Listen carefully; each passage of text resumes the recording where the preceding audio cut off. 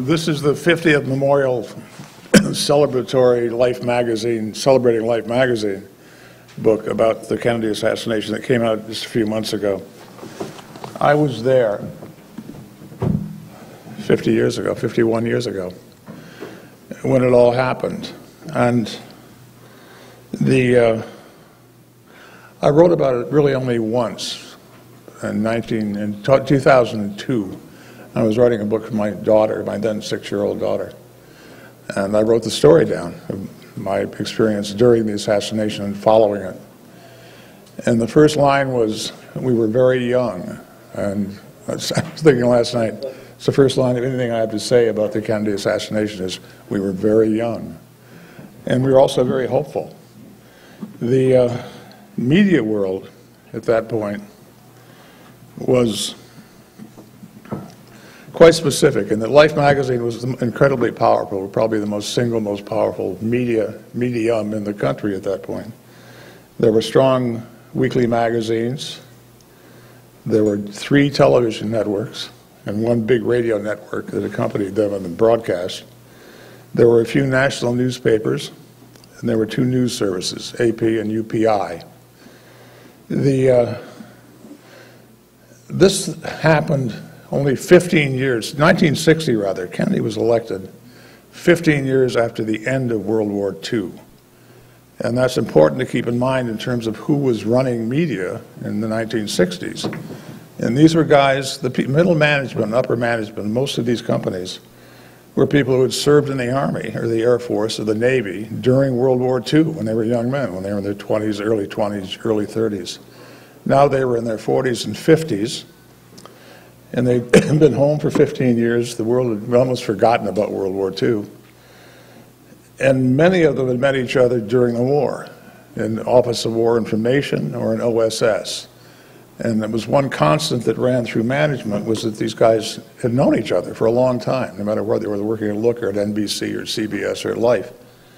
They probably served together during the war. So they had that history with the government. Life itself, in 1963, was printing 7 million copies a week, had 32 million readers. That's it's a fifth of the American population at that point. There were only 63 million Americans. There are now 300 million. It's quite a different country. We had 35 news bureaus. Now I think they have, what's left of it has, in time rather, has maybe 8 or 9 that are rather small. The company owned much of the news. Life magazine, when I went to work there, owned the astronauts, owned the Mercury 7 astronauts, and they bought them. Every astronaut got $12,750 a year. They could not talk to anybody else. We had them first. We owned the families. We owned all the coverage of the early NASA work. And it was just assumed that made sense. It was logical. We had that kind of power. The masthead was loaded with very talented people and extremely effective people. Had the best photographers in the world, arguably, some of the best writers, some great newsmen. And they moved week after week, day after day. In 1963, in the summer, Life started developing a story on Bobby Baker, on the Johnson scandals. We were not unique. Time magazine was also doing it. The story was coming up because it was starting to break open. This edit team, headed by Bill Lambert and Keith Wheeler, who were in charge of the story. We were getting a tremendous amount of information from the Justice Department. Part of the premise of Life at the time, Life management, was that Kennedy was going to get rid of Lyndon Johnson. He did not want him to be vice president any longer. He'd had terrible problems with him. They didn't like each other, and it was going to be done. And one way they were going to ensure that they could do it was in the magazine. The Baker scandal, first big issue for Life, broke on November 8th, 1963. Time had already done a couple of stories. We had done one other small story. In this first story, this is how Lyndon Johnson was treated. One of the headlines was the high-living Baker boy scandalizes the Capitol. The dread cry of scandal burst like a bombshell across the Washington autumn. That burst like a bombshell is associated, the name of Bobby Baker, associated him with an incredible mingling of high office, high influence, and high living. Baker has served long and diligently as secretary to the former Senate Majority Leader, Lyndon Johnson. Johnson fashioned him into his leg man, mouthpiece, and satrap of power. Johnson couldn't have picked a better man. That's the Vice President of the United States we're writing about. They also had another piece on the leg man and leader. For Lyndon, he was a Senate Majority Leader when he was Senate Majority Leader, Bobby was an indispensable confidant, a messenger, a pleader of causes, a fundraiser, and a source of intelligence. And that was the material that was in that piece was remarkable. And it was about, as Ed mentioned, the Carousel Motel had opened, and that was part of the big story. On the issue dated November 22nd, which came out on, I guess, the 16th or the 17th, there was more, and another piece headed up by Lambert and Wheeler. The edit unit at Life had something like 11 people connected to it, and they worked very much on their own. I was editorial business manager. I had been told to set up a separate budget line for them, and so I'd done that, and I was kind of following the story. This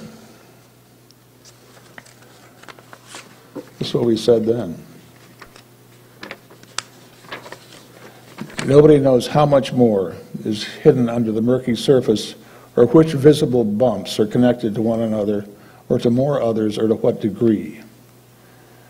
And then we said, Bobby Baker was Lyndon's bluntest instrument, running the show the way he wanted, putting the arm on oil bin for money and handing it out where it would do the most good. These leaders also have use of a large and tightly cohesive clique called the establishment rather than embellishment, that was controlled by Lyndon Johnson. This piece brought Johnson more into the focus of the story, and there was to be a third piece. And the third piece was the one that was going to nail him. That would be the end of it, at the end of this series. And that was roughly scheduled to run on December 6th or 13th. And of course, it was spiked on the 22nd, the day that John Kennedy was shot. It was spiked within 2 hours of the death. My boss was executive editor. Everybody was totally confused. It was kind of ordered chaos. And we're walking into his office, and he's saying to one of his secretaries, I want all the numbered drafts here. We got to get them here. We have to get rid of them. And they pulled in the finished drafts on the Johnson story, which has still been held in the small group. It still hadn't been distributed widely across the magazine. That project was over. I remember saying to him the next day, how can you do that? How can you kill that story when you know how bad Johnson is? And he said, well, we can't kill two presidents in 2 days. And John McCormick would have been president. The chaos would have been massive. It had been Kennedy, and then Johnson falls immediately. So instead, the magazine basically started treating Johnson as a hero. I mean, we made him Daniel Boone within 10 days.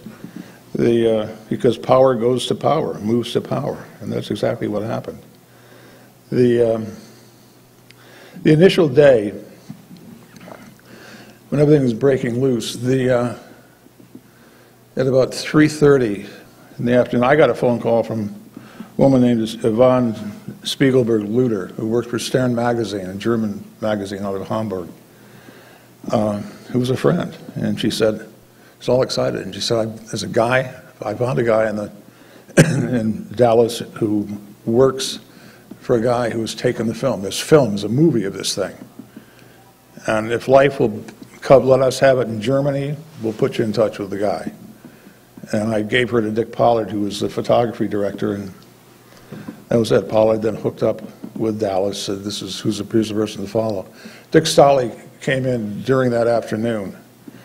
And I say that only because it's not a profound piece, but Yvonne Spiegelberg-Luder was the first person that handed that story to Life magazine. It didn't generate itself in Dallas. And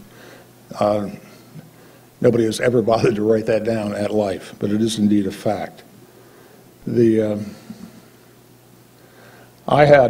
Everybody's grabbing telephones. I grabbed one phone, and the guy said, "I'm a photographer in Dallas. I've got a picture. I just took a picture of a guy being arrested in the State Theater." And I said, "For Christ's sake, don't you realize the president just got shot?" And I hung up on him. And through some miracle, a piece of karma, like 20 minutes later, I pick up the phone again, the guy says, "I think we got cut off. I have this picture." And I said, "Put it in a packet and overnight it," which was the standard routine everybody would say to anybody who called. And we'll see what we can do. And he did. It came in. It was that great picture of the guy with the hat on wrestling with Oswald in the theater. We sold that all over the world. The most amazing thing the time that Inc. did, or that Life did, during the immediate aftermath, and showed how fast we could react, was Tommy Thompson. That's mentioned heavily in The Day Kennedy Died, the book. He moved Marina Oswald and Marguerite into a motel immediately. They were like the astronauts. For a couple of hours, we owned them. And word came back, they'd got them, and the feds finally figured that out, and by the evening they had come in to take them. We'd already done all the pictures, and Stolly was there, and the photographers were there, and we had the story. The story went, and they were kind of handed back to the government. The film itself, as far as what happened with the film, is interesting. I just talked to a guy literally 20 minutes ago who I've been trying to get in touch with for weeks, who followed me into that edit job. And I remember at one point he said to me he had tracked the line of the film, where it went. And so I was saying to him on the phone, I said to him, "I'm just a little late, I want to talk to you tonight, but do you remember this?" And he said, "Yeah." I said, I went after it because people were upset thinking a couple frames had been cut out. We wanted to figure out where it could have gotten cut. And I think we will talk tonight at length. I want to hear more about this. But we had Stolly bought the print rights for $87,500, plus 50% of the income was going to go back to Zapruder for the opener. We discovered the next day was remembered that, oh my God, we don't have the all media rights.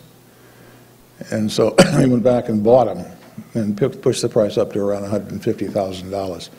It was simply an oversight. It wasn't that Zapruder was first saying, his lawyer agent was saying, "We're going to sell you just the print." We forgot to point it out to him. And it's like the Texas State Theater photograph. We got those rights back, luckily. And the film comes, it runs in the magazine. I sell sets of 4-inch frames, 4x5 frames, to, as shown here, Perry Matt, Stern, Epica, London Express, a major magazine in Sweden, one in Norway, for $97,500, which in my mind is what we have paid for the film. So we've now covered it. And that's just kind of with the left hand. People are all over us saying, "We want the film, want the film." And I just said, "No, that's enough." It's like blood money. And the beat goes on. The film itself was shown. I saw a print of it on Monday morning with 6 or 7 other people.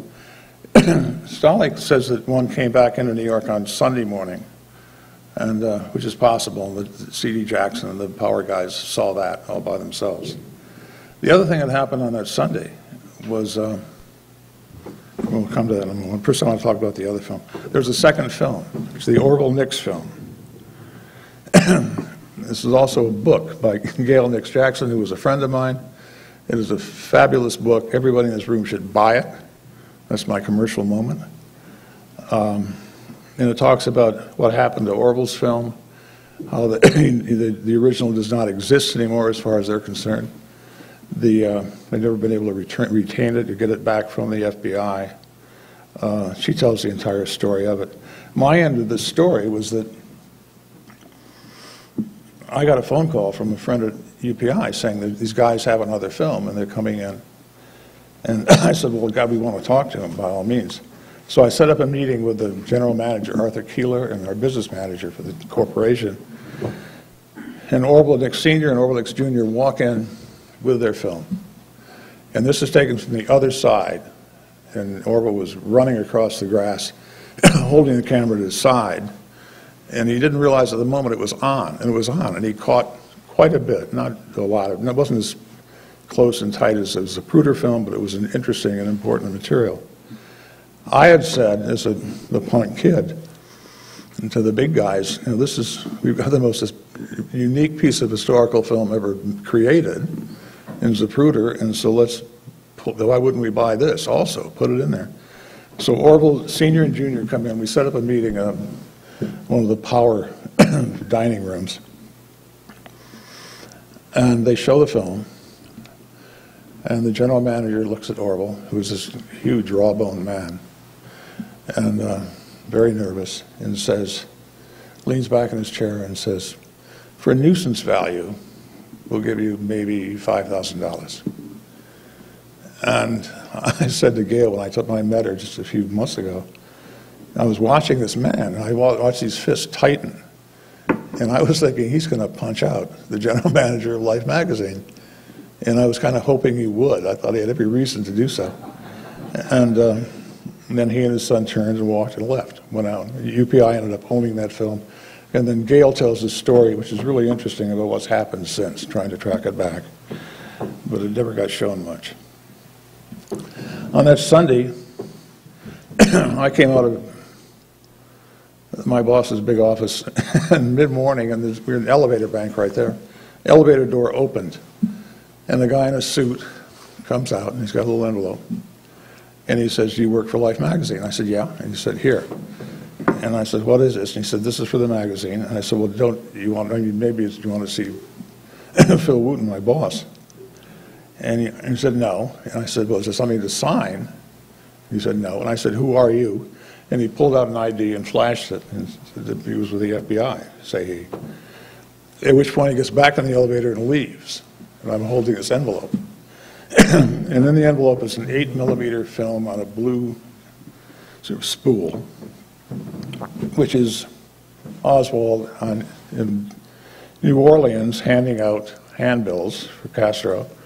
This is being distributed by the government Sunday morning. They're already moving it around, making the case, building the case stronger.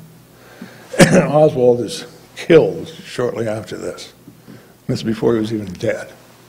In this picture, in the current magazine, in the book here, it says,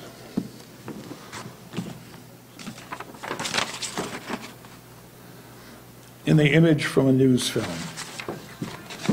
It is from a news film, but it was distributed by the government. And that picture is run all over the world. We were getting heat from the very beginning about the rifle pictures, and we've had the Oswald picture. Within a few days, the chant was going up outside that this had been fixed, that it had been put together as pastiche. And Mark Lane was already making a lot of noise. I went to Ralph Graves, who was one of the assistant managing editors, and I said, Ralph, I grew up in Iowa, in the Midwest, so I'm still pretty dumb. And I said, Ralph, why can't we just take that picture over and show it to Lane and shut him up? I mean, of course this isn't fixed. And he said, no, we don't want to touch that thing. It went away. I went down to the art room, layout room, and got the layout piece that had been prepared for the magazine that they shot from. And the rifle sight had been retouched mightily. There was all this shading and ink and everything on it. And interestingly, in the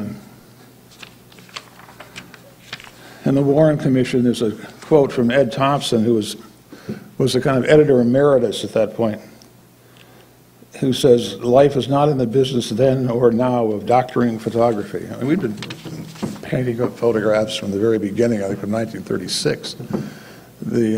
And that picture had been retouched. I don't know how much change it made. I had the flat. In my office, I had a big carton. And I was putting Kennedy stuff in there. I was putting flyers, handbills, newspaper sheets. I stuck that picture in and figured that I knew we were going to be selling things. We were going to start moving stuff, so it was created a slight assemblage for it. And when I left the magazine, that was in the box that I took home. I'll come back to that. But the rifle did look, in this picture, it looks a lot different than the rifle that is being held up here in Dallas. The commission itself was really kind of the final word by Life magazine. Johnson, after we did that cover on December 13th and did pieces on Lady Bird, and we did The Boy at Home, and we ran around, took pictures of the daughters, and we did the entire press job on him to a 25% or a quarter of the country, week after week after week. And incredibly persuasive, as was everybody. And Johnson did that. Johnson was good. He did civil rights, for God's sakes. The issue that became the memorial issue to Kennedy had a big piece in it by Teddy White about black majorities in the U.S. and how important it was that things finally happened. That also had been fed in from the government. It was being done in hand with them, getting ready to go after the Civil Rights Act, to create a Civil Rights Act. Johnson had nothing to do with any of that front end, none of the foreplay. And ended up getting tremendous credit for it. And has recently been given and honored for it in the last few months. I mean, big symposiums. Anyway, the Warren Commission finally comes out. And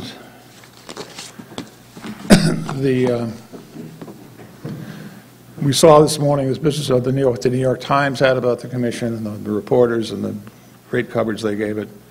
Well, Life, we had Gerald Ford writing an essay for us, being credited as an essay.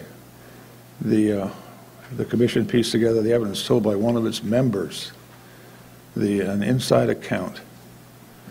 And what they said, what Life said, is this. The Warren Commission, this is, again, the news coverage.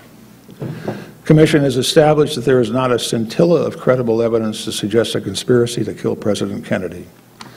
The evidence is clear and overwhelming. Lee Harvey Oswald did it.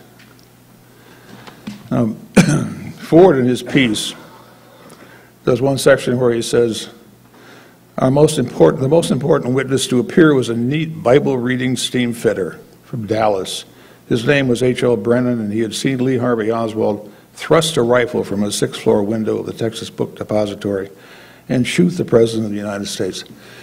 Even at the time, when I was really early in my career, I remember reading this coverage and thinking, if I were the editor, what would I have done to this? And there's no way Gerald Ford even saw these words until the last day. He didn't write this thing. And most of it I would have insisted that they rewrite it. It was just almost too close to being yellow journalism. He says in the Brennan thing, after the second bulletin was issued, Officer J.D. Tippit stopped Oswald on the street, and Oswald shot him dead. And then it says Brennan's descriptions differed in details, although he picked him out later in the lineup. It's a whole other question. And then it says, this set off first of countless rumors that two men were involved. Thus, both were here and abroad began a cascade of innuendo, supposition, imagination, twisted fact, faulty analysis, and downright fantasy that surrounded the tragic death of John Fitzgerald Kennedy.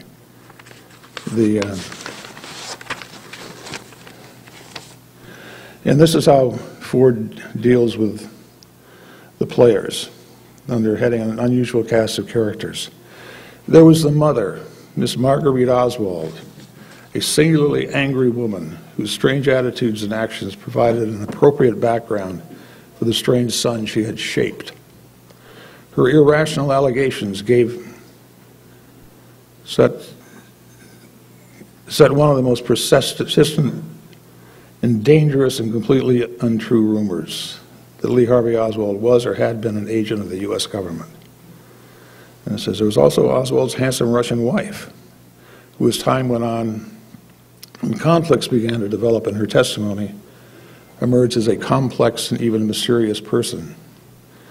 And then they say, the congressman says, there was Robert Oswald, the brother, a solid and hard-working man whom Lee seemed somehow to have loved and yet held in sharp contempt for just these traits. And then they say, he says, there was Jack Ruby, a sad and strange little man in the Dallas County Jail who would kill the only man who could have said in certainty just what happened. And thus we came gradually and finally to the end of our assignment. We spent nearly 2 months writing our massive report on which all of us with our different backgrounds are agreed. And we heard a lot about that this morning. The report is the truth as we see it and as best we know it, and on this we rest. Now, I got, a couple of weeks later, on the strength of the moving the Kennedy assassination film around, we set up a syndication operation, which they gave to me to run, which was really inventing a press service of using timing material to start moving it to other publications. The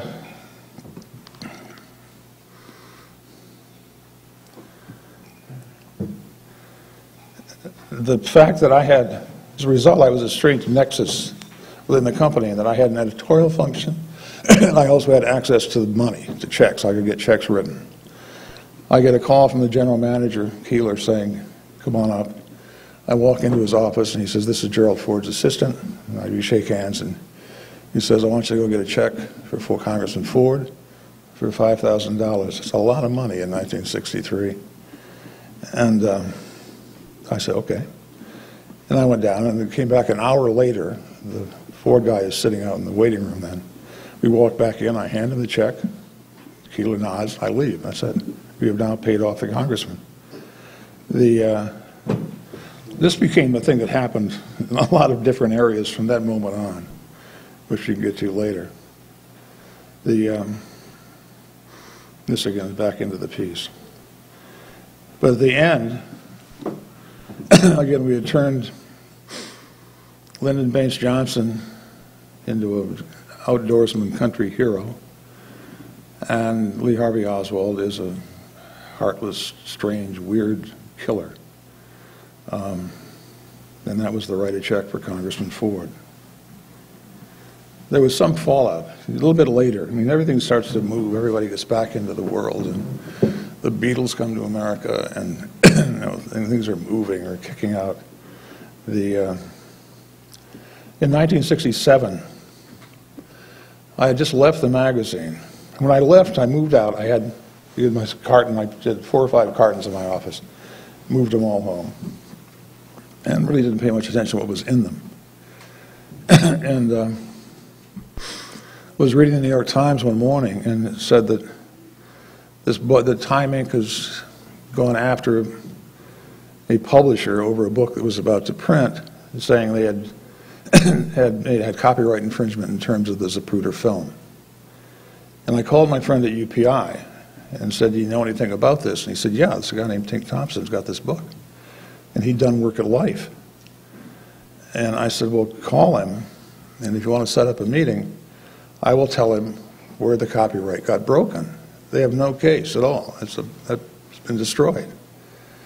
So we did, and we met in Costello's bar on 3rd Avenue about 11 o'clock at night.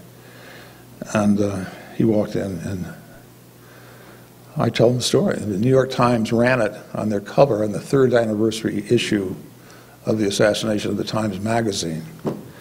And they ran all the still frames. Like we had 31 in the magazine initially. They ran something like 28 on their cover. And I had gone at the time, part of my job also was to protect the copyright. So I ran into the lawyer's office and said, what do we do about this? And he said, nothing. So the New York Times, they're friends of ours. Our chairman was married to one of the daughters of the corporation. They're not worth bothering with. So I didn't. But that effectively broke the copyright. If you don't pursue every single one, that's why Disney goes after little tiny ice cream stores, you lose it. So that's what I tell Thompson. He said, at that time, he said, "Can I use your name?" And I said, "Well, I prefer you don't. I've got a book. I'm dealing on a book with Time Life Books right now, a big book with a guy named Tommy Ungerer, who was a children's illustrator. And we're right at the tail end of signing the contract. So I said, if you can keep it quiet, it'd be great. But if you have to, go ahead." I get a call the next afternoon, and from the secretary to the editorial director of the Time Life Books saying, "He'd like to meet with you at 3 o'clock. I think this is great. Now we're through with the contract." So I walk in. He had this big presentation book that had all the art in it. And he picked it up and he threw it, literally physically threw it at me. From his sitting position, he hoisted this thing up. And I grabbed it, and art's spilling out all over the place. And he said, "Jack Dowd called me," who was the lawyer, one of the lawyers, and said, "We're not working with you anymore." And that was it. Bernard Geis had said, in opening his conversation, he had named me and said that the copyright was broken, they had no case. And they didn't. The books were shipped like the next day. At the time, I wrote a note down that said, "The only time in my life I think I've ever burned a bridge while walking over it." And I was out of that building with my loose art and my board, and that was it. And I didn't get any work out of them for like 5 more years until everybody had kind of turned over, and I finally did some more stuff with them. In 1975 is when Geraldo did his show and showed his bad print of the film, of all the production. And a friend of mine worked with him before, a man named John Parsons, who was news director at Channel 5 in New York. And I'd been talking to Parsons before the show, and I said to him on the phone, "Oh, by the way, I have a copy of that film. I have a print of the Zapruder film," which I'd never mentioned, never said anything to anybody. And he said, "Oh my God," and we talked back and forth, and I gave him some people that they might want to add into the show. And that was it. I was in North Carolina when the show played, and came back up 2 days later. I had a loft on East 93rd Street, a 5th floor walk-up, tenement loft. In the box, the carton was in the top back of a large linen closet behind a bunch of linen.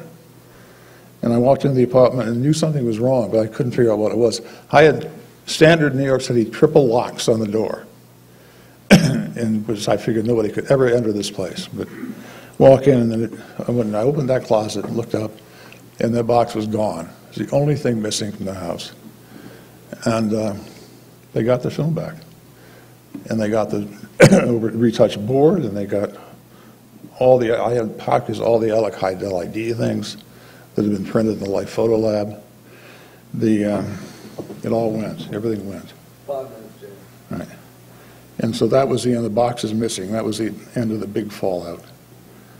The story itself went on. The magazine now has come to where the public is now, in a way, in terms of the book, and the magazine is gone. And that the book keeps saying throughout, maybe there was a plot, maybe there were 2 people, and like little lines in like 10 agate, 10-point type.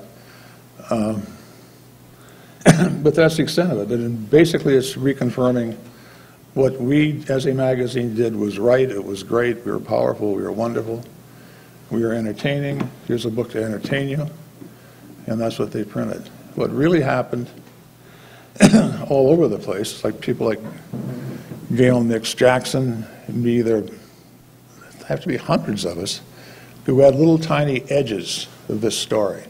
We kind of happened to be standing someplace that something really happened. We saw it happen, or we had single roles and moving it along. And that people are still out there. And the guy I talked to this afternoon, that Life is still out there and has information to add. And so I'm pleased that it's not over yet. It's still continuing. If there are any quick questions, I will do them. Just 2 quickies. First, was the Zapruder film you saw on Monday morning, was it in color or black and white? And the second part of the question is, do you recall it being the same as the film we know today? It was in color, and I honestly don't know the answer to that question. I have this dim memory of watching it open with cars coming around the corner. But I could not swear to it. It makes sense. Comes around the corner? Yeah. Oh, that's interesting. First frames. James, one more. Yeah. Two, a couple more. Right. Way back here, did you see the Gale Nix film ever? When it was up front? Yes, I did. Do you remember what you saw in it? Yeah, it shows a blurred version of the grassy knoll. Shows the car after the fact, and then it swings up and catches the knoll. The question is there somebody else up there? And they've done prints on that. Sorry? Did you see the car stop? No. Not this. This is a 23-second total film. Not enough. Yes. Did the woman from Stern, Yvonne, who called you, did she ever tell you how it was that she learned this information? She just got a phone call, straight, flat-out phone call from one of her stringers in Dallas, who called her right away, who was in the courthouse. And that's the same serendipity. I mean, you get a story, you move it. She did it. Did a great job. Did you charge them, by the way, or Sorry? did you charge Stern, or did you let them have that? Did we? I'm sorry. Wasn't the deal that if you Did you gave charge it Stern? to them, she would give you the name of the recruiter contact? Wasn't that the original? Yes, which she did. And then Pollard sent it down to Patsy Swank, who then told Stotley when he arrived in town that we had the thing. And in the book now, they say, a reporter, realizing Patsy Swank worked for life, gave her the tip. Well, no, it didn't work quite like that. It was Yvonne Spiegelberg-Luder did it. So, I think I'm the next guy. You are? The next question, if you okay. will. First of all, I'm proud to say that I recruited Mr. Wagenvoord to come here. He's an American patriot and a hero. And let me just add one last little finisher on it. The reason why we hooked up is because we're bookends. One of the key people who had the dirt on all of these people, Murkison, Conley, Johnson, Hoover, was the manager of the Del Charo Hotel out in California. If you see the guilty men, it makes references to it. And this man, Alan Whitwer, was a whistleblower. And he was the guy who had the dirt on these guys. And his people wanted him to talk. And of course, he was greedy. He wanted money, but he met with them. And all the people that I knew Alan Whitwer for about 6 years, from age 77 to 83. And all the people that he was telling me about meant nothing to me, but he worked with them all. He knew them all. And it stopped on 11/22/63, so to speak. But some of them kept working secretly on trying to do it. And once the powers that be found out about it, it was stopped. And the thing he didn't know, in other words, I can back up his story, okay, with Alan Whitwer. But this was something he didn't know, because he said he never knew why it just stopped. After it stopped, it was still kind of sneakily going along. And Drew Pearson, one of the major journalists of the time, told Whitwer the following. Pearson said that when J. Edgar Hoover and Lyndon Johnson had discovered the scope and intent of the expose to be published by Life and Bobby Kennedy's assistance with Life, J. Edgar Hoover called a secret meeting that was attended by Robert F. Kennedy, U.S. Attorney General, Lyndon B. Johnson, President, and Henry Luce, publisher of Life magazine. At this meeting, J. Edgar Hoover made it perfectly clear, not Nixon perfectly clear, but J. Edgar Hoover perfectly clear, that if Life went ahead with this expose, there would not only be no John F. Kennedy Camelot myth, but what he had documented over the years about the Kennedys, including Judith Campbell, Hanky Panky, would hit the front pages of the nation's press. Whitwer wrote, Bobby Kennedy backed down and Henry Luce suppressed the most important and explosive expose of all time. Now, he and I do not know if this is true, but when I told him about it, he said, well, that would make sense. Yeah, it does. And then the speculation came out that maybe when Bobby decided to run for president, he was threatening Lyndon with, now the thing that got suppressed back then, we're going to put it out now, and then Lyndon backs out. And of course, if there's any truth to that, that might be why Bobby Kennedy is dead. Anyway, great man. Thank you. That's right.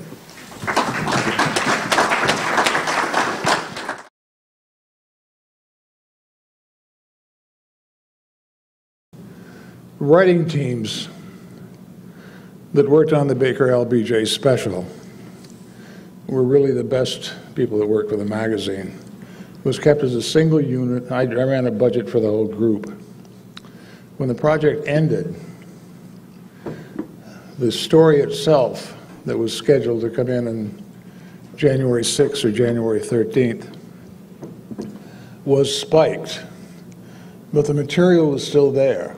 The reporters who had worked on it still had what they'd done. A group was put back together after Johnson is in office in like December, early January, to look again at the assassination and get all the detail that one could possibly get out of it. And that's when Josiah Thompson came on board as a consultant.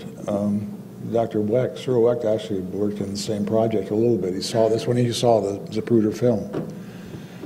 The team was killed about 3 months later. And in the meantime, they'd done a lot of interviews. That's when they really, Ed Tatro talked about the work on the West Coast with the hotel out there. And Lambert, who had run the project, when this project is over again, so once again, there are more files put together. The Justice Department people from with Bobby, who had sent the material up here, they still had the material. They had certainly copies of the original pieces, the drafts that were destroyed in New York. The team itself stopped. An example of how much they had already started was that Bill Lambert, who had gotten the Pulitzer Prize some years earlier as a newspaper reporter for exposing Dave Beck, who was a Teamster official in Seattle. It was a huge story in the late 50s. Continued with the material. And 2 years later, he went after Abe Fortas and exposed Abe Fortas, and his work was responsible for getting Abe Fortas knocked off the Supreme Court, Johnson's appointee to the Supreme Court. It really came right out of the body of this material, and it was still there. But the thing that was interesting to me was that these guys stayed with it. They also kept it within themselves because their commitment was to Life magazine, not to anybody else. And Lambert's work was spectacular, beautifully done. The Zapruder film, I talked yesterday about how much money we paid Zapruder. There was one moment towards the end I don't think I mentioned, which was that when, like 3 days in, Zapruder, I was in Dick Pollard, photography director's office, and he picks up a telephone, and I hear him saying, you know, for God's sakes, relax, why don't you just give some money to Tippa's widow and tell him that that's how much you got from us. And he'd gotten a phone call from Zapruder saying, this is blood money, I feel terrible, what's going on? And Pollard said, no, we'll give him what represented at that point 25% of the first money that we had given him. Again, Zapruder had 50% of all the income also. And he did. And so there was an announcement in Dallas of a Tippett Foundation that had been put together with $22,000, which was the sum total of all of the money that Zapruder got for the film. And he felt good about it. He was no longer looked at as being recovering blood money. In the Warren Commission testimony, when they asked him how much money he made from the film, he said $22,000. Which was an interesting thing about that one to me was that everybody in the business knew that that was not true. Nobody ever challenged it, just let it go. And then some years later, 4 years later, Time Inc. for $1 gave the film back to him. He'd already made several $100,000 out of the film. And then we as taxpayers got to buy it back for $16 million for the U.S. Archive. And no one has ever been able to explain intelligently how and why that was priced to that point, or how and why that happened. And now people had criticized Time Inc. and Life in particular for sitting on the film, not letting people really see it. Now you can't see it unless you go through the sixth floor museum and you work yourself down and you get approvals that take months and months and months even to talk about it, even to look at it, not even, let alone run it and print it. And that was the end of Time Inc. involvement with the Zapruder film. Another repeating footnote is that buy this Orville Nix book from Judith. from Gail Nix Jackson. It is a great book. I keep saying that. With the Bobby Baker story, rather, the pieces that were run were remarkable. You can get them on your computers. All you have to do is hit Google Books, go life.com, and then work through it. There are a lot of listings there that are people trying to sell you magazines. You don't have to pay attention to those. Find the actual Google Books Life entry, hit it, and you can get any Life magazine ever printed and read it. You go into the screen and say preview, and you can get the entire piece. These pieces, November 8th and November 22nd, are spectacular reading. They will stun you when you read them. And they're very complex. What I talked about yesterday was just the dust on top of them. I mean, there's so much that went on in these pieces. So I suggest you go after them. Then take a look at December 13th, the Lyndon Johnson as American Hero issue, and you will see where the turn came. And again, big media power follows power. And so Lyndon Johnson became the president of the country and of Time Inc. and of all media at that point. Those are my 3 footnotes. My wife knows that every time we leave the house, if we get past the second corner without going back to pick up something that I left there, we've had a victory. So the fact that I'm back up here I didn't drive that well yesterday, but hopefully it's done.